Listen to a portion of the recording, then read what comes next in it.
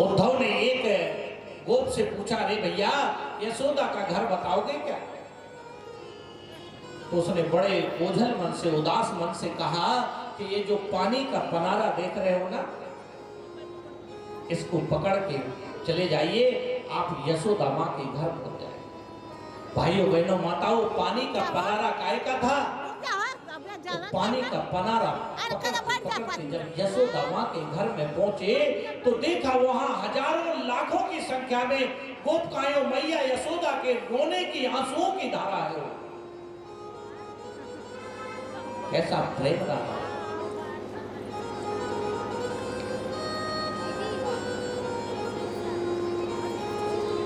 अद्भुत प्रेम। जैसे ही उद्धव जी मैया यशोदा के पास पहुंचे और उन्होंने कहा मैं कृष्ण का मित्र बताना चाहते थे, जैसे ही कहा मैं कृष्ण का, तो यशोदा की हालत अचेत अवस्था थी। जैसे ही कृष्ण नाम सुना तो मुंह उंगली हाथ आगे करके और उंगली हिलाने लगी, मानो ये कह रही है कि तुम कृष्ण का नाम मत लो, कृष्ण पल्ला में सो रहा है। जैसे ही उद्धव जी पास में गए तो यशोदा का हाथ पकड़ के कहा, मैं कृष्ण का मित्र। जैसे ही आंखें खोली और देखा सामने उद्धव खड़े हैं, कृष्ण के वस्त्र पहने हुए हैं, रो रो करके बुरा हाल, हाथ पकड़ के बोली कि कृष्ण तो पल्ला में सो रहा है। उद्धव जी का आधा ज्ञान समाप्त हो गया। हे भगवान, जिसको मैं मथुरा में छोड़ के आया हूं और ये मैया कह रही हो पल्ला में सो रहा है, हाथ पकड़ के लेकर गई और पलना में देखा कि कृष्ण नहीं है तो पछाड़ खा करके गिर पड़ी और रोने लगी। अद्भुत प्रेम। माता हाथ पकड़ के सारी जगह दिखाती है कि यहाँ पर वो खेलता था, यहाँ पर वो भोजन मांगता था, यहाँ पर मटकी से दही खाता था, और याद कर करके और रो रही है। रात बीत गई, प्रातः काल उद्धव ने जाकर के गोपियों की स्थिति देखी। गोपियों की स्थिति देखिए, एक झाड़ी के पीछे छिप गए और एक गोपी कृष्ण के भेष में है। कभी कृष्ण का भेष बना करके उनके बीच में नाचती हैं, कभी गाती हैं, कभी रोती हैं। एक दूर बैठी हुई गोपी क्या कर रही है? भगवान कृष्ण का चित्र बनाया और उसके पैर नहीं लगाए। एक गोपी कहती है कि इसके चित्र के पैर क्यों नहीं लगाए? अरे बोले तू नहीं जानती, अरे कम से कम इस फोटो के सहारे हम जी तो रहे हैं। अरे मेरा कन्हैया, मेरा छलिया इतना छलिया है कि अगर पैर लगा देते ना तो ये फोटो ही हमसे भाग जाता, दूर चला जाता।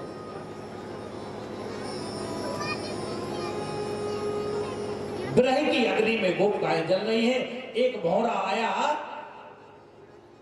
उड़ता हुआ भौरा भी शब्द करते हुए जब गोपियों के पास पहुंचा तो एक गोपी ने कहा, देखो ये काला है, और ये काला है तो कृष्ण का मित्र जरूर होगा। उद्धव जी खड़े खड़े सब देख रहे हैं वृक्ष के पीछे से।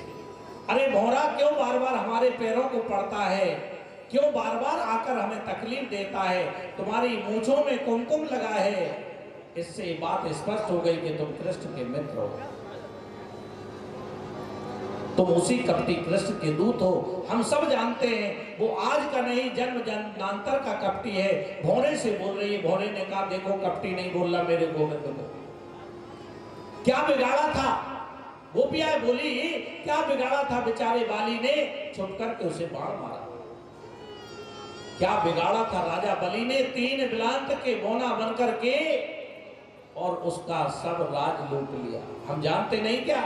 बेचारी सूर्पणखा ने प्रेम ही तो किया, नाक कान काट। अरे भ्रमर, इस कपटी कृष्ण ने जिस किसी से प्रेम किया उसे केवल दुखी मिला है। मूर्तध्वज ने प्रेम किया, बेटे के सिर पर आरा चलाना पड़ा। हरिश्चंद्र ने प्रेम किया, डॉन के घर बेचना पड़ा। राजा शिवी ने प्रेम किया, शरीर को काटकर तराजू में चढ़ाना पड़ा। लेकिन भौरा हम सत्य कहते हैं। इतना सब कुछ कहने के बाद है वो गोपी रोने लगी कि तुम जाकर के ये बात मेरे अंदर थी, मैंने कह दी, लेकिन अंदर से नहीं कह रही हूं। ये बात कृष्ण से मत कहना। कन्हैया ठीक है, तो कृष्ण आनंद से तो है, हमारे याद करते हैं कि नहीं। इतने में उद्धव सामने आ गए। एक बार वो हमें स्मरण कर लेते हैं तो हम समझेंगे हमें सब कुछ मिलेगा। उद्धव सामने आए। उद्धव ने कहा तुम लोग व्यर्थ की चिंता करते हो। अरे भगवान तो बिना हाथ पैर का है, उसके हाथ पैर थोड़े हैं, वो तो हर जगह है। तुम अपने मन को हृदय में टिकाओ। उद्धव ज्ञान की बात करने लगे। गोपिकाएं कह रही हैं उद्धव मन न भये 10-20, एक हतो सो गयो श्याम संग, अब को आराध है ईश। उद्धव 10-20 मन होते तो एक मन भगवान में मन अपने अंदर लगा देते। एक मन था वो तो मैंने कृष्ण के साथ भेज दिया।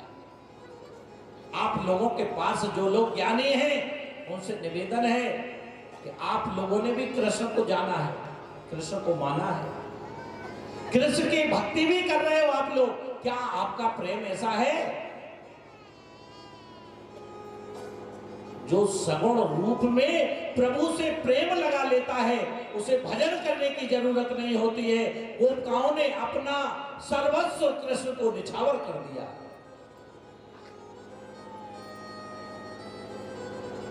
उद्धव ने जब कहा कि वो बिना हाथ का है बिना मुख का, एक गोपी आंखें तिरछी करके निहारने लगी। बड़े ज्ञानी बनते हो, इन हाथों से मैंने माखन खिलाया और उसने खाया और तुम कह रहे बिन बाड़ी के बक्ता हुए। इन हाथों से मैंने माखन खिलाया उसने खाया। ध्यान देना, जिसका मन सगुण में लग जाता है, सगुण से जिसका प्रेम हो जाता है, वो फिर और कहीं ध्यान नहीं देता है। और ध्यान देना, सगुण के बिना निर्गुण का ज्ञान नहीं हो सकता है। बिना सगुण के निर्गुण का ज्ञान नहीं हो सकता है। मैंने एक दिन बताया था कि आपकी जेब में क्या रखा है दूसरा नहीं बता सकता है, और ये शरीर भगवान की जेब है। जब वो धराधाम पे मानव रूप में आता है तो इस जेब में क्या रखा है कौन बताएगा? भगवान। महात्मा जी अभी बता रहे थे कि वो सारी चीज अंदर है, लेकिन बताएगा कौन? जब वो धराधाम पे मनुष्य रूप में आता है। राम ने हनुमान जी को ज्ञान दिया मानव रूप में, कृष्ण ने अर्जुन को ज्ञान दिया मानव रूप में, विष्णु ने नारद को ज्ञान दिया मानव रूप में। और आपको भी अगर ज्ञान की जरूरत है, चतुर्श्लोकी भागवत की जरूरत है, तो आ जाइए मानव उत्थान सेवा समिति के प्रेरणा सदगुरुदेव श्री सतपाल जी महाराज के जो शिष्य संत हैं, वो उसी ज्ञान का निरूपण करते हैं जो आपके हृदय में है। घट में है सूजे नहीं, लानत ऐसी जिन तुलसी या संसार को भयो मोतिया में। बिना सगुण के निर्गुण का ज्ञान नहीं हो सकता। सगुण अगुण में कोई भेद नहीं है। बर्फ और पानी में जिस प्रकार से कोई भेद नहीं है, बर्फ स्थूल रूप है और पानी सूक्ष्म रूप है। अगर उसमें तत्व से देखें तो हाइड्रोजन के 2 अणु और ऑक्सीजन का 1 तत्व पाएगा। इसी प्रकार अगर आप परमात्मा से मिलना चाहते हैं, गोविंद के दर्शन करना चाहते हैं, जो आप घटगढ़ वासी है, तो आपको सदगुरु का सानिध्य करना पड़ेगा। ध्यान देना, बिना सदगुरु के किसी को भगवान की प्राप्ति नहीं हुई। शास्त्र पढ़ते हो जरा दिमाग लगाइए। रामायण को पढ़ा, लाल कपड़े से बंद कर दिया, फूल चढ़ा दिया, हो गया। विचार करिए, एक संत ने तोताओं को पाला और उनको शिक्षा दी। शिकारी आएगा, जाल बिछाएगा, दाना डालेगा, फंसना मत। क्या शिक्षा दी? शिकारी आएगा, दाना डालेगा, जाल बिछाएगा, फंसना मत। सारे तोता पढ़ने लगे, विद्वान हो गए।